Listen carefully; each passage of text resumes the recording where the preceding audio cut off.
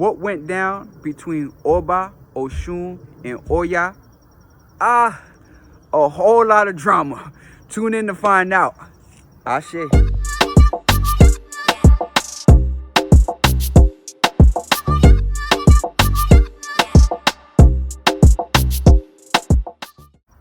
Bendiciones.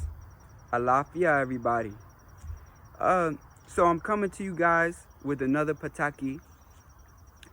Now, this is, for those who don't know, just to say, a Pataki is a story within Yoruba tradition, usually involving Orisha.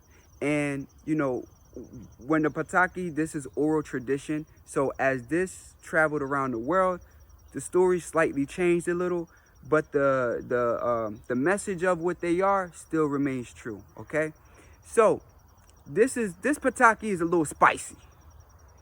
You know what I'm saying? I gotta say, this Pataki is just a little spicy. A little spicy.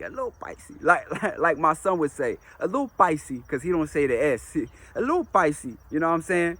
So basically, this is a story. So Shango, he was married to Obba, Oya, Oshun, right? And they all lived under his palace together. Shango is that dude. You know what I'm saying? Shango is that dude for real. All right? But Shango thought that he was such a grand lover. That was enough to keep his household in order. That was enough to keep his wives from running amok and tearing it up in the house, right? Because why? He's Shango. And Shango, giving that workout. You know what I'm saying? So because he giving that workout to his wives, he know he got it. You know what I'm saying? He good. So Shango had went away. Shango had went away for war. And so Oya, Obba, and Oshun, they were, all in a palace together. Now, while in there, Obba is really the first wife of Shango. Okay?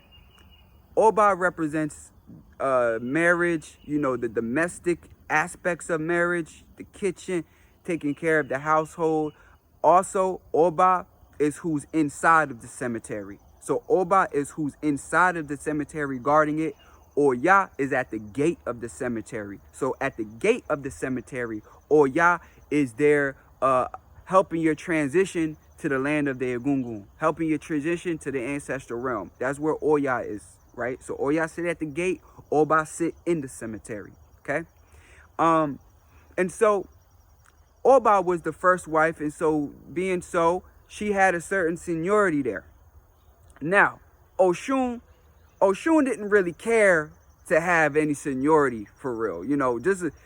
Oshun is like, as long as Shango take care of me, he take care of me and mine, I'm straight. As long as Shango do what he got to do for me and mine, I'm good. You know what I'm saying? I'm not tripping. Oya, though, had a problem with this. Because Oya wanted the power. Oya wanted the power of being the one right next to Shango, as that position that came with being the first wife and the seniority that came with that. And that's what Oya wanted. Oshun ain't care about that. So, the women got along, they got along pretty good, right? So, for the most part, they had a camaraderie that was okay. But Oya still wanted in her heart to be the main one on top.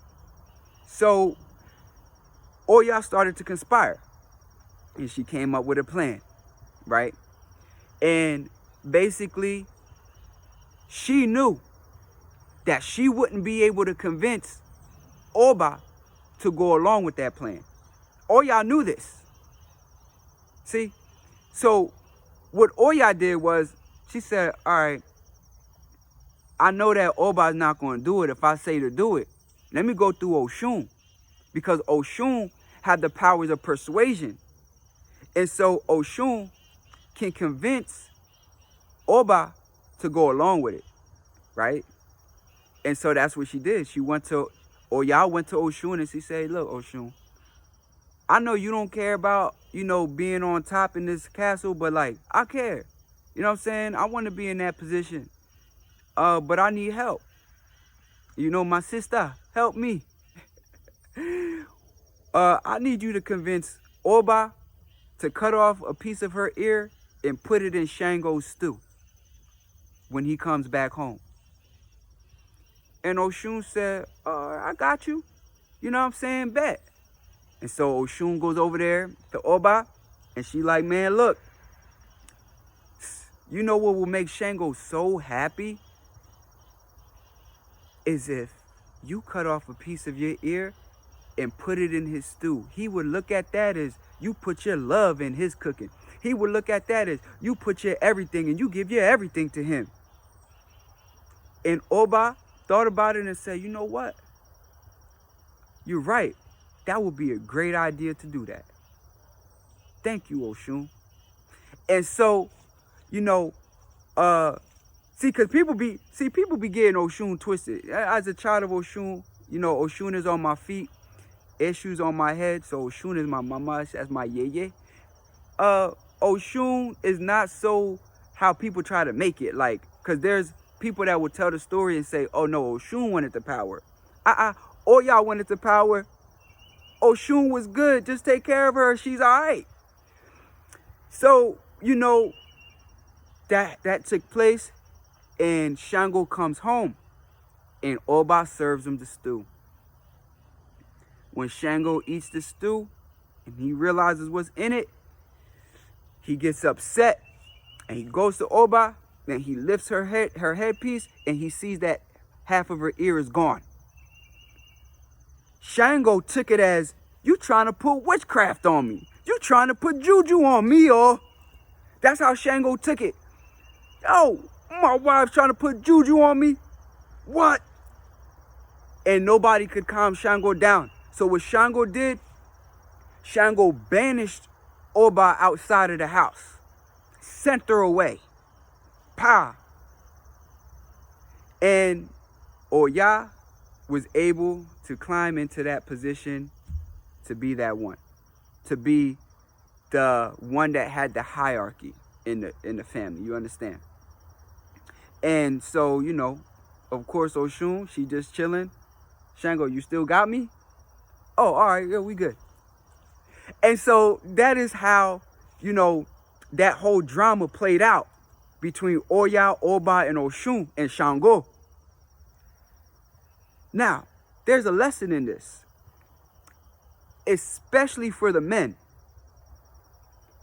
Ladies, this message applies to you too, but especially for the men, this message applies.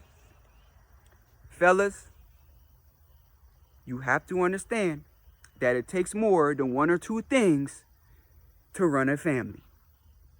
Okay? And you have to be attentive to your family. You have to pay attention to details in your family. Because if you don't, things will go awry. Things will go haywire. You can't think, yes, my sex is good, so I don't know, she ain't going nowhere. Because I'm Shango. You can't be like, oh, I make all the money, so that's definitely why she ain't going nowhere, because I hold it down. No. It's a whole puzzle. It's a whole puzzle. And it's a living thing. A relationship is a living, breathing thing, a living, breathing entity. It goes through changes. It goes through ups, downs, lows, highs. You have to understand this and treat it as such. You have to pay it. See, if Shango was paying attention to home and what was happening at home with a more keen eye, he would have seen that. He would have seen that forming in Oya. Remember, Oya and Obba, they weren't beefing. But it's just that Oya wanted more power. So if Shango was able to see that, he could have came and he could have pulled Oya to the side and said, baby, I noticed that, you've been acting like this. What's really going on? Talk to me. I'm your husband. And then Oya could have explained.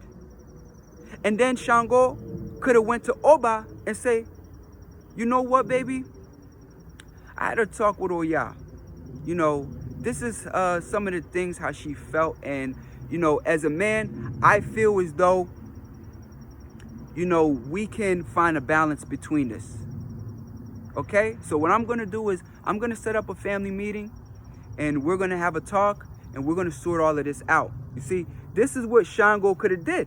Now, when he goes to sort it out, now this is how easy it is. You know, I noticed that Oya is good over here like this. Obba, you're good with this.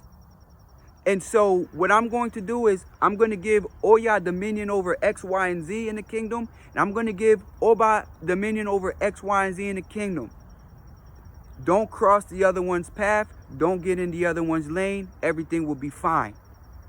Pa! But because Shango was out doing his thing without paying attention, because he thought that just him being a great lover was enough to hold them, this is now where things start to go haywire in your house. It didn't have to be that hard. The women already got along.